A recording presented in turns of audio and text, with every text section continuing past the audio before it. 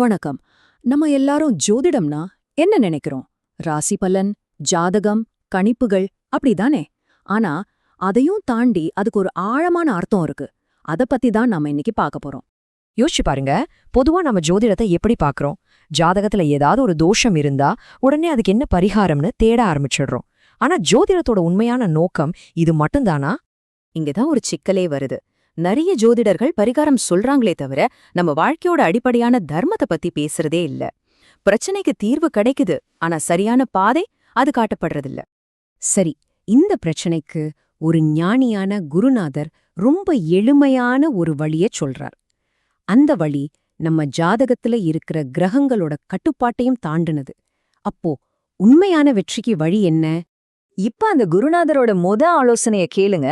அவர் என்ன சொல்றாருன்னா, உலகத்திலே மிகப்பெரிய பரிகாரம் ரொம்ப சிம்பிள். அது கருணையும் சேவையும் தான். யாருக்கு உதவி தேவையோ அவங்களுக்கு உதவுறது தான் முதல் படி. குருநாதரோட போதனையோட மைய கருத்தே இதுதான். நாம செய்யற தர்மம் கிரகங்களோட கெட்ட பலன்களை கூட ஜெயிச்சிடும்.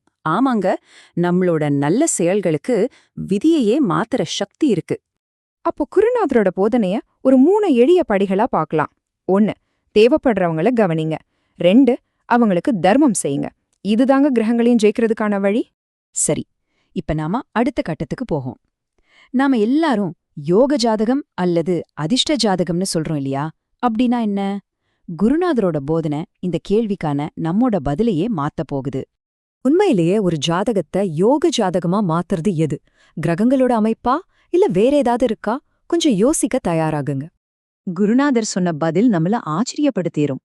அவர் சொல்றார், ஒரு உயிரையும் கொல்லக்கூடாது. அப்பதான் இந்த ஜாதகம் யோக ஜாதகமா மாறும். பாத்தீங்களா? அதிர்ஷ்டம்ங்கிறது அகிம்சையிலிருந்து தான் பிறக்குது. அப்போ யோக ஜாதகத்தோட உண்மையான அர்த்தம் இதுதான். எந்த உயிருக்கும் நாம தீங்கு செய்யாம வாழ்றது. நம்ம ஜாதகத்தை உருவாக்குறது கிரகங்கள் இல்ல, நம்மளோட செயல்கள்தான். இந்த ஒப்பீடு 2 பாதையும் ரொம்ப தெளிவா காட்டுது. ஒரு பக்கம் பாவ ஜாதகம், அது உயிர்களை கொல்றது. இன்னொரு பக்கம் யோக ஜாதகம், அது உயிர் கொல்லாம வாழ்றது. நாம இதுல எந்த பாதையை தேர்ந்தெடுக்கிறோங்கிறது தான் ரொம்ப முக்கியம். இறுதியா இறைவனோட தீர்ப்பு எப்படிப்பட்டதுன்னு பாப்போம். நம்ம விதிய தீர்மானிக்கிறது எது? இது வெறும் தத்துவம் கிடையாது, இதுதான் வாழ்க்கையோட அடிப்படை கொள்கை. குருநாதரோட போதனைகளோட கடைசி சாராம்சம் இதுதான். நாம நம்ம ஜாதகத்தோட அடிமைகள் கிடையாது. நாம எடுக்கிற முடிவுகள் மூலமா நம்ம விதிய நாமளே உருவாக்குறோம். நாம தான் படைப்பாளிகள்.